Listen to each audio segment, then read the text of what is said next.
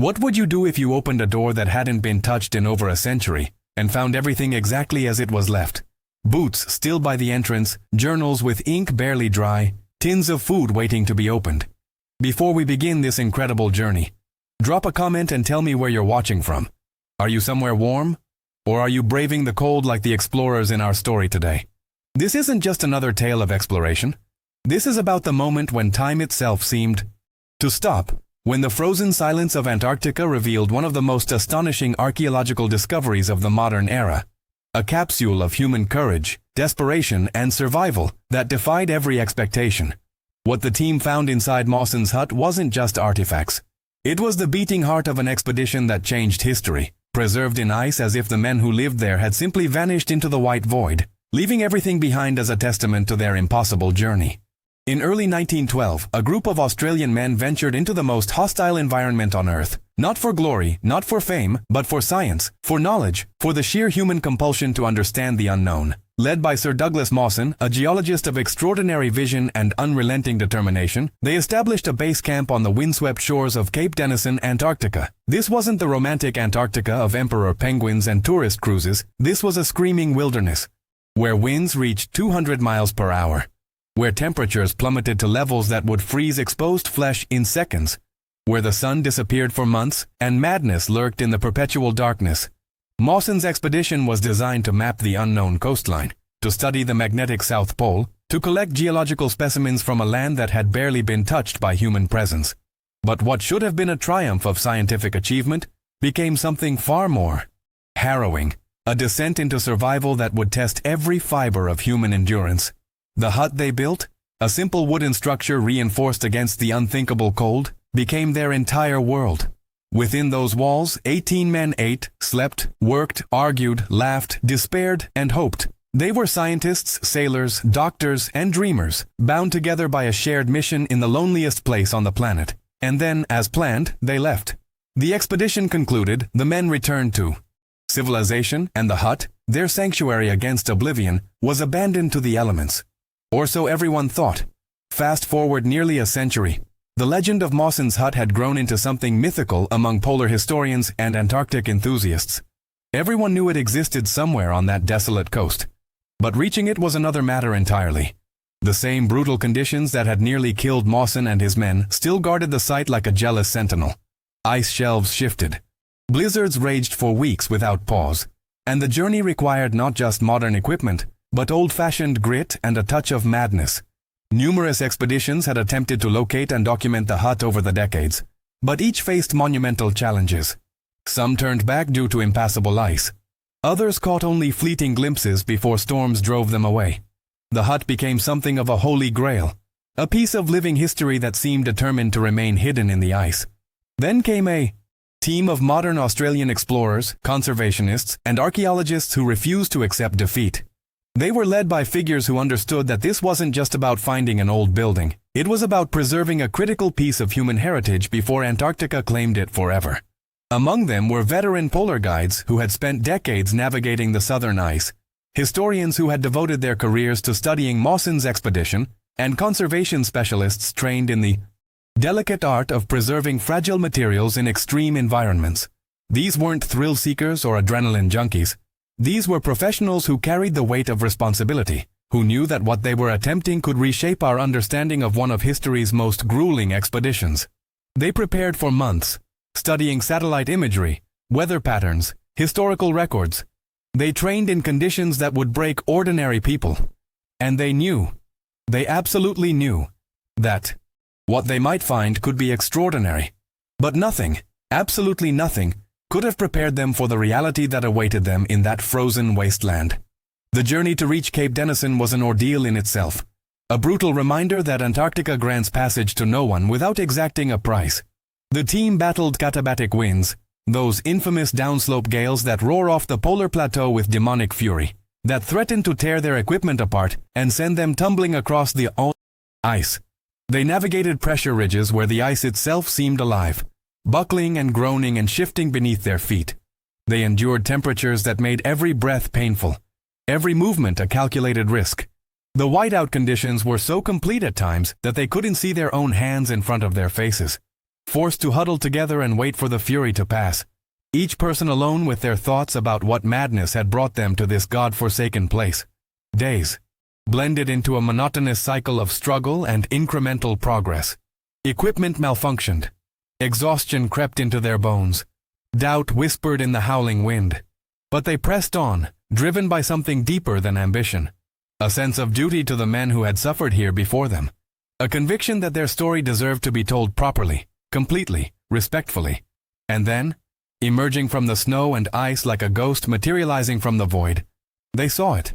The hut. Mawson's hut. Still standing. Against every reasonable expectation, against the full century of Antarctic brutality, there it stood, tilted slightly, half buried in snowdrifts, weathered but defiant. The team stopped in their tracks. The wind screamed around them, and for a moment, time collapsed. They weren't modern explorers anymore. They were witnesses to something sacred, something profound. The silence among them was absolute despite the roaring gale. Someone later described it as feeling like approaching a cathedral, a holy site where the very air carried the weight of history and sacrifice. They approached slowly, reverently, their hearts pounding with a mixture of excitement and trepidation. What would they find inside? Would a century of ice and wind have reduced everything to splinters and dust? Would the interior be an empty shell, stripped clean by time and the elements? The door, that simple wooden barrier between the present and the past, resisted at first, frozen shut by ice that had accumulated over decades. They worked carefully, gently, knowing that one wrong move could damage something irreplaceable.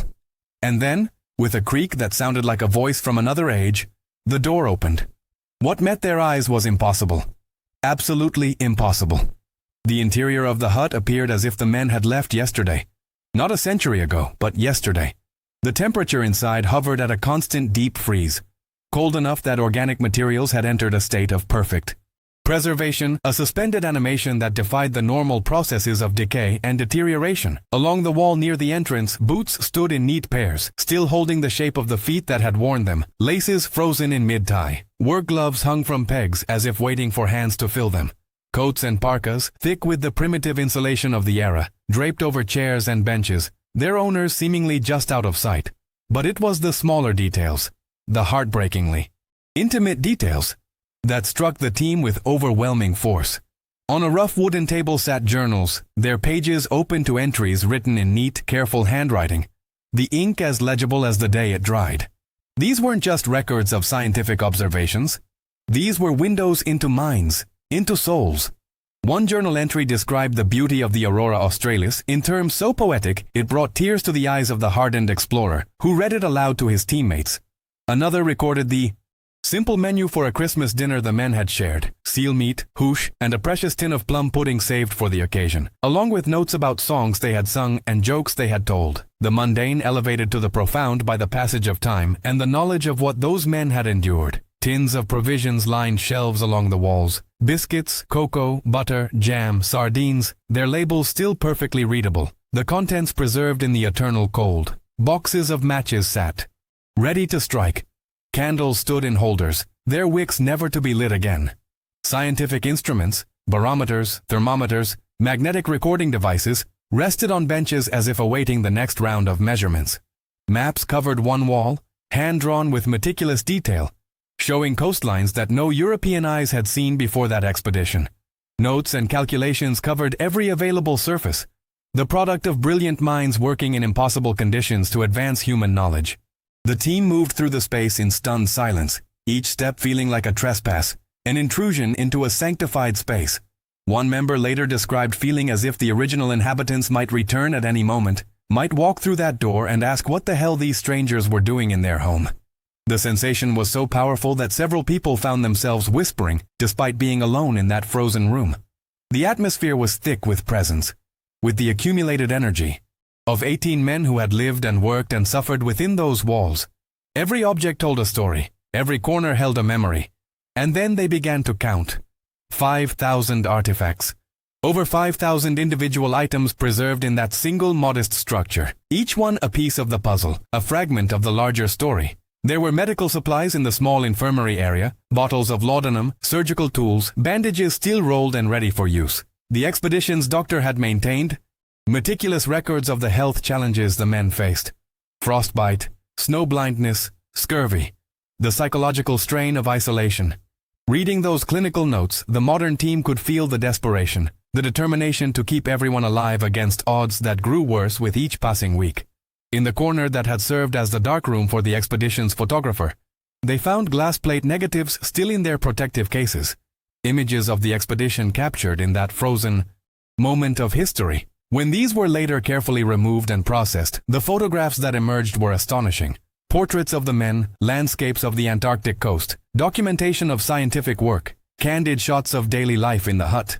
Faces looked out across the century, young men with beards crusted with ice, eyes reflecting both determination and doubt, humanity refusing to be erased by the inhuman landscape surrounding them. The galley area revealed the stark reality of their diet, limited, monotonous, barely adequate to sustain life in such extreme cold. Cookware sat ready to prepare another meal of seal meat or penguin, the primary protein sources available in that barren place. Recipe notes written on scraps of paper showed attempts to create variety, to make the unpalatable at least tolerable, to maintain some small comfort of civilization in the midst of chaos. One particularly moving discovery was a carefully preserved tin labeled "Emergency Rations, open only in dire circumstances." It had never been opened.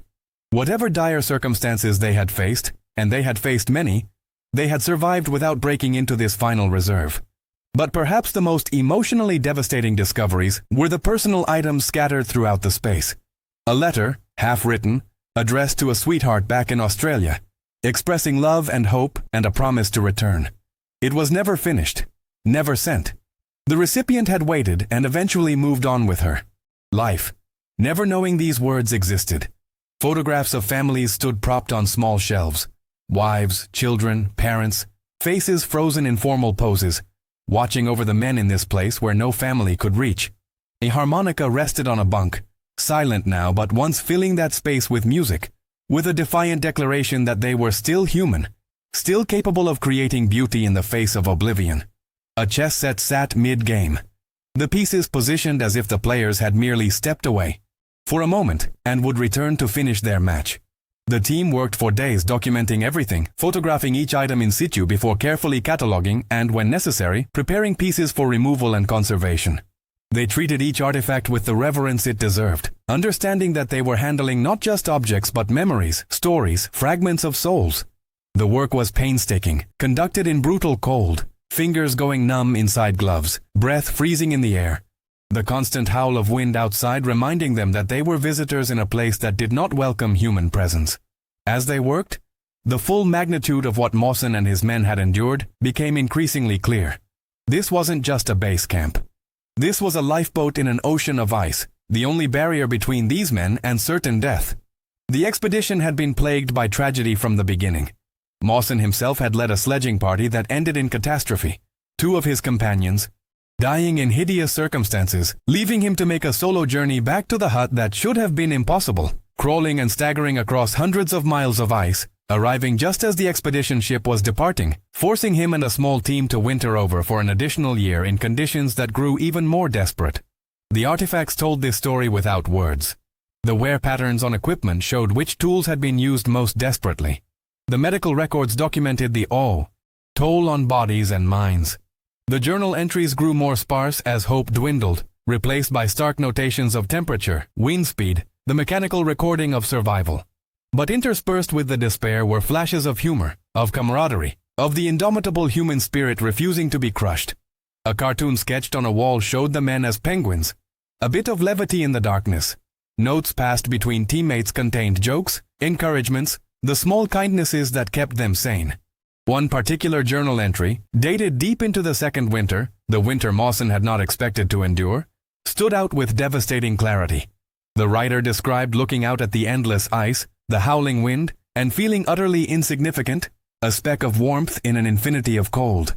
But then he wrote about turning back to the hut, seeing the lamplight through the small window, hearing the voices of his companions inside, and feeling anchored again, reminded that even in this place, connection mattered. That they were not alone as long as they had each other. The modern team member who read this aloud couldn't finish. His voice broke. Tears froze on his cheeks. And his teammates stood in silence, Understanding completely. The revelation of this preserved world sent shockwaves through the international community when the team reported their findings. Historians who had spent careers studying polar exploration found themselves confronted with a treasure trove beyond their wildest dreams.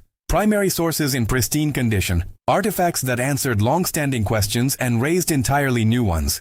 The Australian public embraced the story with fierce pride, recognizing in Mawson's expedition a defining moment of national character. Ordinary people doing extraordinary things, facing impossible odds with quiet determination, refusing to quit even when quitting would have been entirely justified. But the discovery also triggered urgent questions about preservation and responsibility. The hut and its contents were degrading, slowly but inevitably. Antarctica's climate, while cold enough to preserve, was also harsh enough to destroy. Wind-driven ice particles sandblasted the exterior. Snow accumulation threatened to crush the structure. Temperature fluctuations, minor but present, caused expansion and contraction that stressed the aging wood. The artifacts inside, while protected from the elements, were not immune to time. A major conservation effort was needed. But how do you preserve something in situ in one of the most inaccessible places on Earth? How do you balance the desire to study these artifacts with the need to protect them? How do you honor the men who lived there by sharing their story while respecting the sanctity of what was, essentially, their home? These questions sparked intense debate among conservationists, historians, and the descendants of the original expedition members. Some argued that everything should be removed, brought to climate-controlled museums where they could be properly preserved and studied and displayed for public education. Others insisted that removing the artifacts would destroy the essential truth of the place, that Mawson's hut was more than the sum of its parts. It was a complete environment, a holistic experience that could only be understood in context. The items belonged there, in that space, in that configuration, because that was the story. To scatter them across museums would be to fragment something that drew its power from being whole. Ultimately, a compromise emerged that satisfied no one completely but honored everyone's concerns.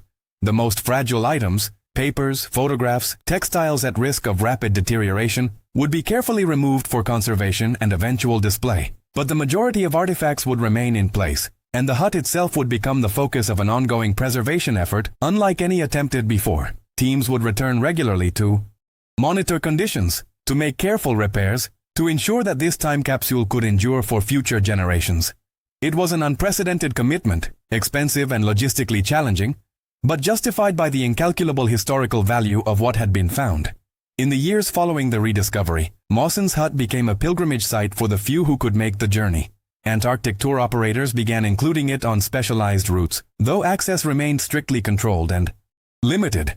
Those fortunate enough to visit described experiences that transcended simple tourism. Standing in that hut, surrounded by those artifacts, they felt connected to something fundamental about human nature, about our capacity to endure, to hope, to create meaning even in the face of meaninglessness. The scientific data the expedition had collected, preserved in those journals and ledgers and data sheets, proved remarkably valuable even a century later. Climate scientists used the IDIGS meteorological records to establish baseline data for studying Antarctic weather patterns and climate change. Geologists examined the rock and ice samples that had been carefully catalogued and stored. Biologists studied the observations of seal and penguin populations, creating long-term data sets that tracked ecosystem changes across a century. The expedition's scientific legacy, preserved in that frozen hut, continued to contribute to human knowledge long after its members had passed away. But perhaps the most profound impact of the discovery was something more abstract, more emotional. In an age of instant communication and GPS navigation, where few places on Earth remain truly unknown, Mawson's hut reminded people that exploration once meant something entirely different. It meant committing yourself to the unknown with no guarantee of return. No easy rescue if things went wrong. Nothing but your own skill and determination and luck standing between you and oblivion. The men who lived in that hut were heroes, not because they conquered anything. Antarctica cannot be conquered, but because they tried, because they pushed themselves to the absolute limit of human capability, because they refused to let fear or hardship or rational self-interest stop them from pursuing knowledge. The story of Mawson's hut is ultimately a story about time and memory, about how the past reaches out to touch the present in unexpected ways. Those artifacts, those 5,000 pieces of history frozen in place, are more than museum pieces. They are evidence that we were here, that we tried, that we mattered. Every boot by the door represents feet that walked where no one had walked before. Every journal page holds thoughts that were worth recording even in the depths of despair. Every tin of food on those shelves represents a meal that kept someone alive for one more day, one more week, long enough to contribute something to the sum of human achievement. When Mawson and his men finally left that hut for the last time, when they boarded the ship that would carry them back to civilization, they could not have known that their temporary home would endure. They likely assumed that Antarctica would reclaim it within years, burying it under ice, erasing all evidence that they had been there. But Antarctica, in its own inexplicable way, chose preservation over destruction. The extreme cold that nearly killed them became the guardian of their legacy, freezing everything in place, creating a memorial more powerful than any monument deliberately constructed. The modern team that discovered this preservation did more than find artifacts. They recovered voices that had been silent for a century. They restored faces to names in history books. They gave back to the world a piece of itself that had been lost but not destroyed, forgotten but not erased.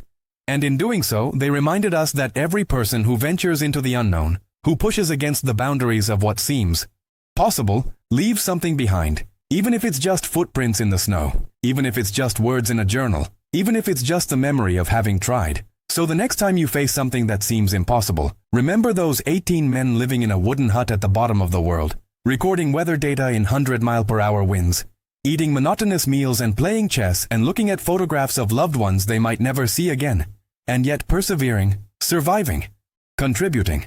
Remember that they didn't need to be superhuman to achieve extraordinary things.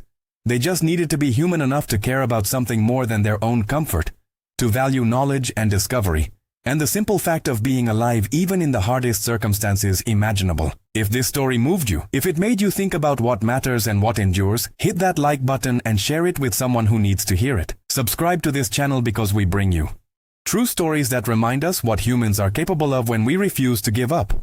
Drop a comment and tell me, what would you take with you if you were going to Antarctica for a year, knowing you might not return? What one item would anchor you to home, to hope, to yourself?